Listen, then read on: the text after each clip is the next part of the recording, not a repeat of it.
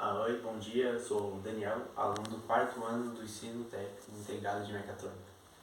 Hoje eu vim falar 3 motivos para você ler o livro Olhos d'Água. O primeiro motivo que logo em minha cabeça seria que não é um livro que conta uma história bem longa assim, e sim é um livro de contos. Então você pode ir lá, separar 10 minutos ao dia e consegue ler um conto ou dois, facinho, separa, você nem perde tempo. O segundo ponto seria que a forma da escrita é bem leve, não tem palavras difíceis, então você não impacta em nenhum momento. Você lê e nem vê as horas, só vai passando. E o terceiro motivo, que é o mais importante, que seria o fato que é um livro que acaba caindo para um vestibular. É importante, assim, que seria, eu acho que e só por isso já vira uma leitura semi-obrigatória para você. Que é bom, então, sendo assim, é um bom livro para você estar no seu currículo. Agora, três desses foram os que mais me marcaram, assim.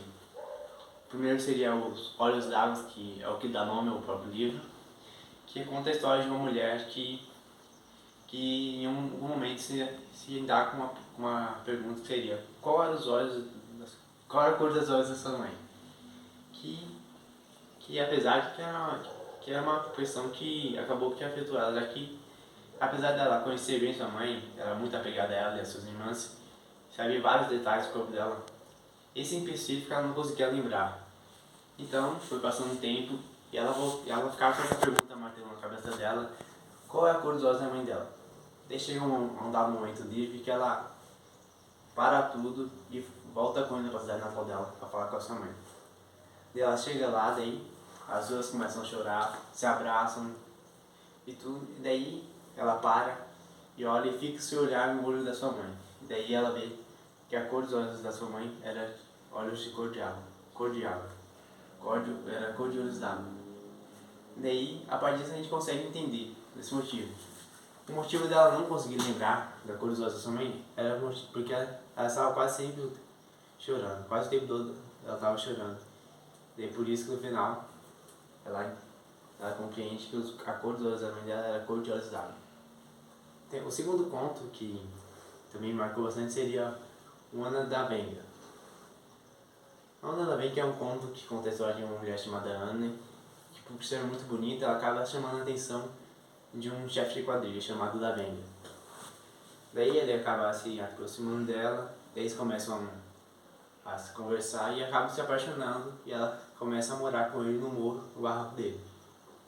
E, apesar do da Venga não contar o seu trabalho como criminoso, a Ana ela já desconfiava, já sabia disso. Daí, chega a dado momento que há uma reunião com os comparsas dele, só que ele acaba por não aparecer. Ela fica naquela situação preocupada e constrangida também.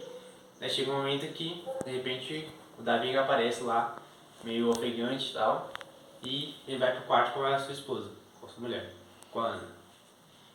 Daí logo depois aparecem os policiais, que estavam em uma fuga. Daí os policiais chegam lá e apontam a arma pra ele, falando para ele parar e falando que o barraco já estava cercado. Daí, mesmo naquela situação, a Venga puxa a arma e atira no policial, o que desencadeia num tiroteio que acaba levando a vida dele e da sua mulher Ana e o filho que estava na barriga dela. É meio que assim que acaba o conto. E aí tem um terceiro que é o Maria, que é um conto que a gente já leu em sala, que é sobre uma mulher, que ela era mulher de um bandido, só que acabou se separando, já que o marido dela foi preso. Ela sobe num ônibus e esse ônibus acaba sendo assaltado por vários homens e um deles era o marido dela, que acaba falando dela, conversa. Ele sabia que ela já estava com outro homem. Esse meio que só queria saber do filho dele. Daí assalta o ônibus inteiro, menos ela. Daí com isso, um dos passageiros fala: nossa, aquela mulher, ela conhece bandidos. Isso acaba causando uma confusão generalizada em que acabam por espancar a mulher até ela morte. Foram todos esses os 6 livros. Tá, obrigado por assistir, é isso.